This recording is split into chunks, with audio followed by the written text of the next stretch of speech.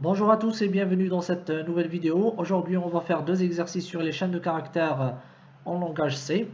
Alors, le premier exercice consiste à écrire une fonction qui s'appelle highchar, qui prend en paramètre une chaîne de caractères str et un caractère char. La fonction doit remplacer dans str toutes les apparitions de char par un troisième paramètre qui est de type char ou caractère, et il s'appelle c. La fonction renvoie également le nombre d'apparitions de char dans str. Donc le prototype de la fonction c'est inside int, donc c'est la valeur de retour, donc c'est le nombre d'apparitions, donc c'est forcément une valeur positive ou nulle. La fonction s'appelle highchar et elle prend en paramètre un premier paramètre de type char étoile str. Donc ici c'est pas une chaîne constante parce qu'on va modifier, ou fort probablement on va modifier certains caractères. Ensuite char c'est le caractère à chercher, à remplacer dans str et à renvoyer le nombre d'occurrences dans str. Ensuite, le dernier paramètre, c'est char c, c'est le caractère qui va remplacer char dans str. Donc, pour écrire une telle fonction, on va dans le source.h, on écrit le prototype d'abord de la fonction, donc int hide char étoile str, char et char c. Je copie le prototype de la fonction, je le copie ici, je le colle ici. Donc j'ai besoin de inside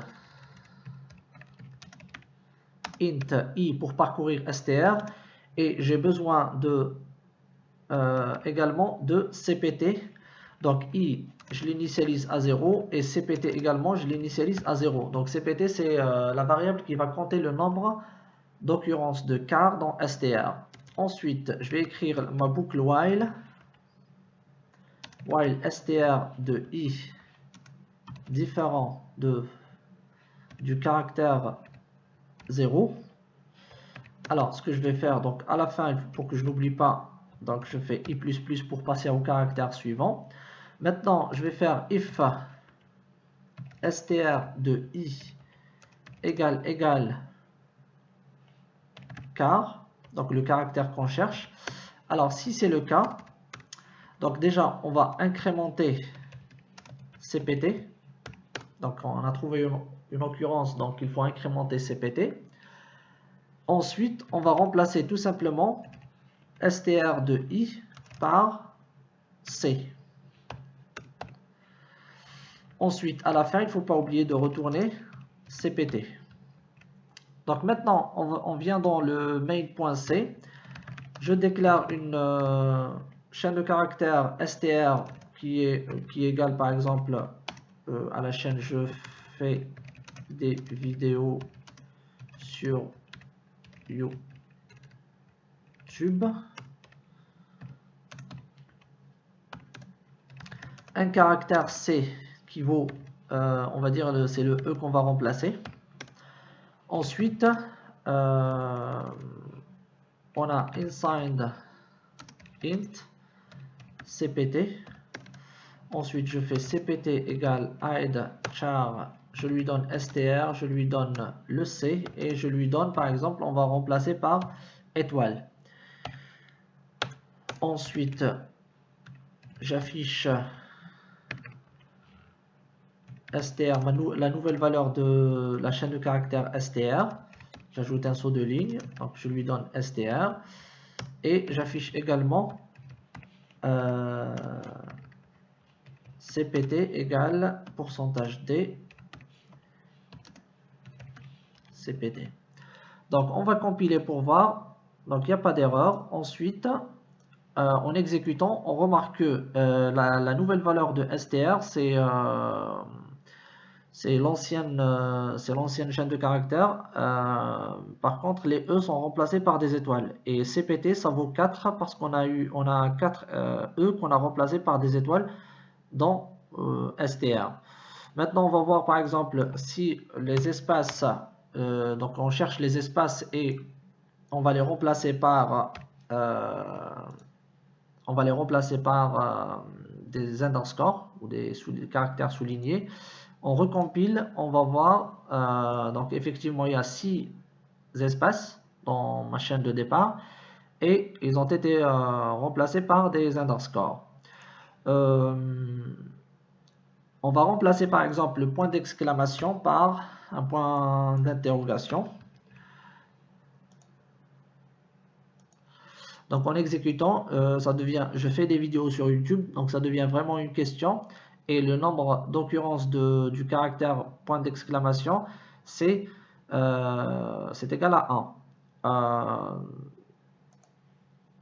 Donc voilà pour cette première fonction. Maintenant, sans trop tarder, on va découvrir l'énoncé du deuxième exercice. Alors le deuxième exercice consiste à écrire une fonction qui s'appelle hideWord. Donc là, ça ressemble beaucoup à l'exercice précédent, mais au lieu de masquer un caractère, ou plutôt les occurrences d'un caractère, on va masquer les occurrences d'un mot. Donc la fonction prend deux paramètres, chaîne de caractères str et word. La fonction remplace dans str toutes les apparitions de word par des caractères C. La fonction renvoie le nombre d'apparitions de word dans str. Donc le prototype de la fonction c'est InsideInt, donc c'est le type de retour qui est le nombre d'occurrences ou d'apparitions qui est positif ou nul. La fonction s'appelle hideWord. Ensuite, elle prend char étoile str, donc c'est pas une chaîne de caractères constante puisqu'on peut la modifier. On prend const char étoile word, donc c'est le mot à chercher. C'est pour ça que c'est constant, donc il sera pas modifié. Et un dernier paramètre qui est char c. Donc char c sera utilisé pour remplacer toutes les occurrences du mot word dans str.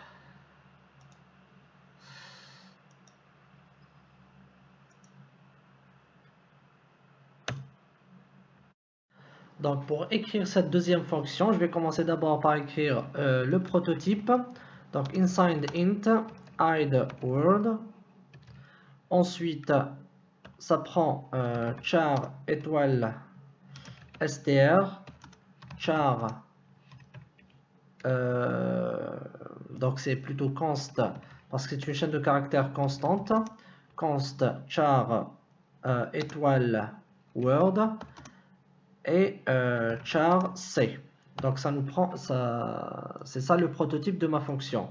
Ensuite, je viens dans source.c, je colle ma fonction.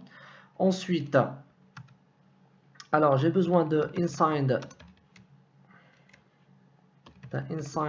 int size pour stocker la valeur de la longueur de mots de Word. J'ai besoin également de cpt qui vaut 0. Ensuite, je fais size égale strlen de Word. Alors, maintenant, si size égale 0, je fais directement return 0. Donc parce que la taille du mot, si elle est nulle, donc je cherche une chaîne de caractères nulle dans une autre chaîne de caractères, je vais sortir directement. Donc maintenant, je fais, j'ai besoin ici d'un char étoile temp. Donc je vais l'initialiser à str. Ensuite, ce que je vais faire, c'est while. Alors, temp égale str. Je fais appel à la fonction str qui cherche la première occurrence d'une chaîne de caractères dans une autre. Donc str et word. Donc cette fonction cherche la première occurrence de word dans str et ça le retourne dans temp. Et je compare la valeur de retour tant que c'est différent de nul. Si c'est différent de nul, ça veut dire Word, elle apparaît dans str, mais c'est pas str, mais plutôt temp, parce que temp, ça va changer à chaque fois. Donc on va voir ça après. Ensuite, ce que je vais faire, c'est CPT++ pour incrémenter le nombre. Donc, je déclare int i vaut 0. Ensuite, je fais for i égale, 0, je peux enlever ça. I égale 0, i inférieur strictement à size, i++. Donc, en fait, ici, je vais remplacer temp de i par le caractère C. Donc, je remplace le word, le mot, par des caractères C. Ensuite, je vais mettre à jour temp. Je fais temp plus égal size. En fait, je le fais avancer. Je fais avancer le pointeur de size position. Et donc, pour chercher de nouveau le word. Donc, à la fin, quand je sors de ma boucle while, je fais return cpt. Maintenant, je vais revenir dans main.c pour tester ma fonction. Donc ici c'est hide word. Donc le C, j'en ai plus besoin. Ici, je peux mettre directement une chaîne de caractères. Par exemple, je veux cacher je.